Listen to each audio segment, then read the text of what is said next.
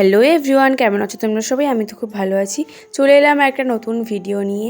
সোনু মসুর ব্লগে তোমাদের অনেক অনেক স্বাগত। টাইটেল থাম্বনেল দেখে নিশ্চয়ই তোমরা বুঝেই গেছো আজকে ব্লগটা কী নিয়ে হতে চলেছে। আজকে ফাইনালি আমার বর আসছে, আমার শ্বশুরমশাই আসছে অনেক দিন পর, মানে হয়ে গেল 4 মাস পর আসছে। তো এই দেখো আজকে সকাল থেকেই কাজে লেগে পড়েছি। কয়দিন ধরে চলছে ঘর ঝাড়াঝাড়ি, পরিষ্কার করা, ওই পরিষ্কার করা, সব কিছু পরিষ্কার করা চলছে। আজকে সকাল থেকে উঠে বলতে গেলে ডিপ ক্লিন করে নিচ্ছি, ঠিক আছে। এই যে সকাল সকাল উঠে সব কিছু ধুতে গেছিলাম, তারপর এসে মাম্মাম এসে যখন দেখি ও ঘুমিয়ে গেছে, তো ওকে শুয়ে দিয়ে আমি এখন স্নান করতে যাব। এখন তাড়াতাড়ি স্নানটা না করে এলে ও উঠে পড়লে আর তারপরে কোনো কাজই করতে দেবে না, কারণ এখন আমি স্নান করে এসেছি, এখন যাব আমি পুজো করতে। আর এই দেখো তারপর চলে এসেছিলাম আমি বাপির রুমে। আমি বলছি না, বাপির রুমটাও তো পরিষ্কার করতে হবে। তখন আমার পুজো করা হয়ে গেছে, আর ওই দিন দিদা রান্না করছিল আর আমি এই দিকে সব কিছু ঠিকঠাক করে রাখছিলাম। পুজো করে আসার পর আমার মাম্মাম উঠে গেছিলো, তারপর আমি মিলিকে ডাকলাম যে ওকে নিয়ে যা, আমি এখানে কাজগুলো তো করবো। আজকে সন্ধ্যের দিকেই চলে আসবে বর আর শ্বশুরমশাই, তোমাদের সব কিছু ভালো করে শেয়ার করব আর ভিডিওর মাধ্যমে তোমাদের দেখাবো তো আমার মেয়ের রিয়াকশান কেমন হয়। এতদিন পর বাবার সঙ্গে দেখা হবে, আসলে চিনতে পারবে তো, এলে কোলে যাবে তো, ওটাই দেখা যাবে, তোমরাও দেখবে। আমার বর তো যতবারই ফোন করে ততবারই বলে কতদিন মেয়েটাকে নেইনি, কখন গিয়ে যে মেয়েটাকে নেব, শুধু ও মনে এইটাই ভাবছে কখন যাব আর কখন মেয়েটাকে নেব। আমিও তো এক্সাইটেড ছিলাম কতদিন পর ওর সঙ্গে দেখা হবে, ওই জন্য দেখো আজকে আমি নতুন নাইটিটাও পরেছি। আমার ক্যামেরাম্যান হচ্ছে আমার ছোট কাকিমার মেয়ে। আমাকে অনেকেই জিজ্ঞেস করেছিলে তুমি যখন তোমার শ্বশুর বাড়িতে ভিডিওগুলো করো তখন তোমার ভিডিওগুলো কে করে দেয়, কে মোবাইলটা ধরে। হ্যাঁ, যখন মিলি থাকে আমি মিলিকে বলি যে মিলি ক্যামেরাটা ধরতো, ও তো ক্যামেরা ধরার জন্য একদম রেডি, কিন্তু দেখো বাচ্চা মানুষ তো অতটাও ভালো করে ক্যামেরা ধরতে পারে না, কিন্তু যতটুকু ধরে অনেকটাই আমার কাফি, বাস ওতেই আমার হয়ে যায়। এবার ভাবছি একটা স্ট্যান্ড কিনবো, দেখি কি হয়। হাত মুখে একটা হ্যাঁ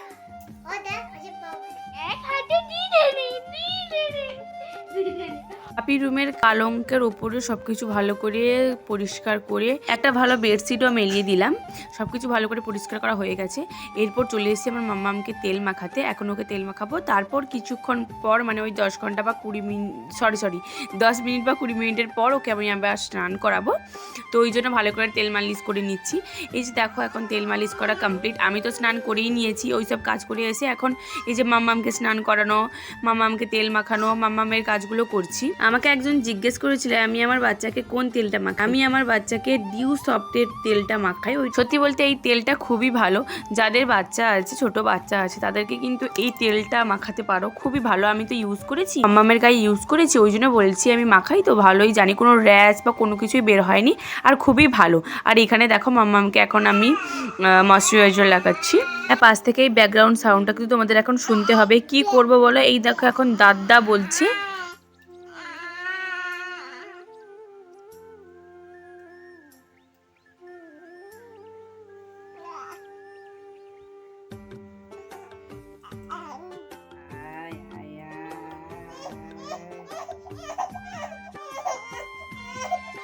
ক্রিমটা লাগানোর পর এখন আমি জামাটা পরাচ্ছিলাম। বাবা জামা তো পরবে না, খুবই কষ্ট, ওই জন্য টি করছিল।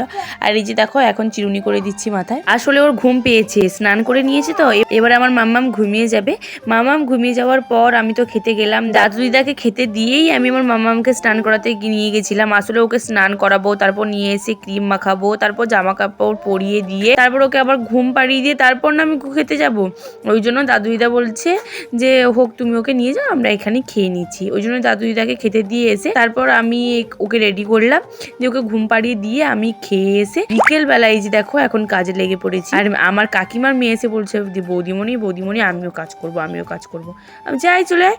বলছে আমি এটা গোছাবো গো, তুমি ভিডিওটা করো। আসলে দেখো ক্যামেরাম্যানেরও তো ইচ্ছে করে নাকি যে তার মুখটাও একটু দেখাক। আমার কাকিমার মেয়ে মানে এই যে মিলি যখনই আসে তখনই তো ক্যামেরা ধরে দেয়, যখন ও বাড়িতে থাকে ক্যামেরা ধরে দেয়, কিন্তু যখন টিউশন স্কুল চলে যায় তখন একটু আমার সমস্যা হয়ে যায়, তখন আমি একা একা ভিডিও করতে পারি না। আমার রুমের আয়নাটা ভালো করে পরিষ্কার করার পর রুমটা এখন ঝাড় দিয়ে নিচ্ছি।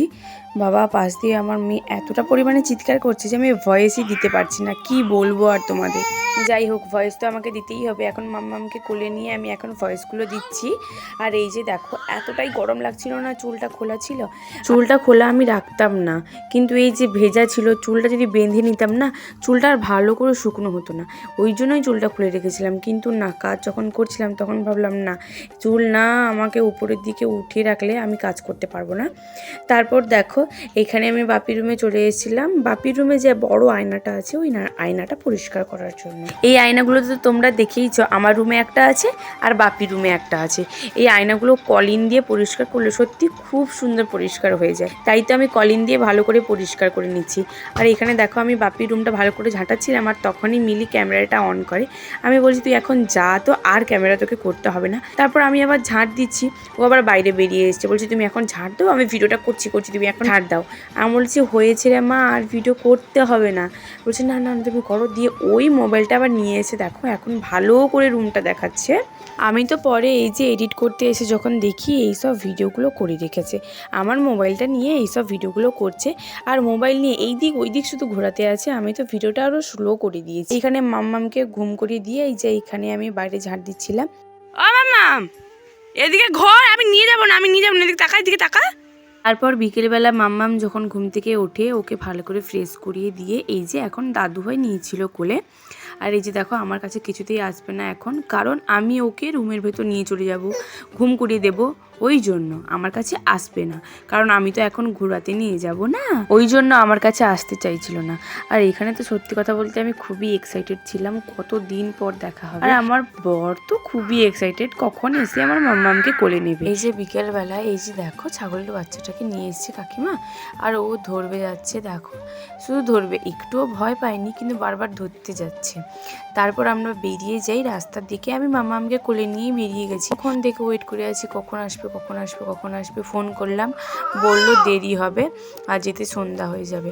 তাই ভাবলাম না, সন্ধ্যা যখন হয়ে যাবে কি আর করব, বাড়ির দিকে চলে যাই, সন্ধ্যাটা দিয়ে দিই, তারপর না হলে আসবে।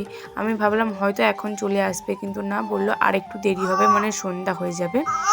ঠিক সন্ধ্যা দেওয়ার পর তারপর এই যে দেখো, এখন ফাইনালি চলে এসেছে। আর এখন মাম্মামকে নিয়ে যাব। দাদু ফোন করে বলছে তারা যাচ্ছে গো।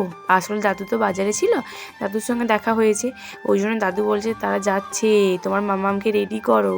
আমি বলছি যা বাবা। আমি বলছি হ্যাঁ অবশ্যই। তারপর চলো তোমাদেরই দেখাই। এই যে আমি আমার মাম্মামকে কোলে নিয়ে এখন বাইরের দিকে বেরিয়ে যাচ্ছি। আর ওরা টোটোতে করে এসছে, ওই যে ওইখানে নামছে, আর বাপি আর আমার বর এই যে নামছে, এই দেখো। আর এখানে দিদা দাদু সবাই বেরিয়ে যাচ্ছে। দাদু তো বাজার থেকে আসছে। এই যে আমার শ্বশুর মশাই আর আমার বর এসে যখন কথা বলছে, কেঁদে যাচ্ছে, মানে মুখ তো ঠোঁট বের করে নিচ্ছে, ভয় পাচ্ছে দেখে। বলছে এরা কারা। আর আমার বর তো দাড়ি কেটে আসেনি দেখে আরো বেশি ভয় পাচ্ছিল। আমার মাম্মামের রিয়াকশনটা ঠিক এরকমই ছিল, চিনতেই পারেনি আর প্রচুর পরিমাণে কান্না করছিল। তো ভিডিওটা তোমাদের কেমন লাগলো অবশ্যই কমেন্ট করে জানিও বন্ধুরা। দেখা হচ্ছে নেক্সট ভিডিওতে।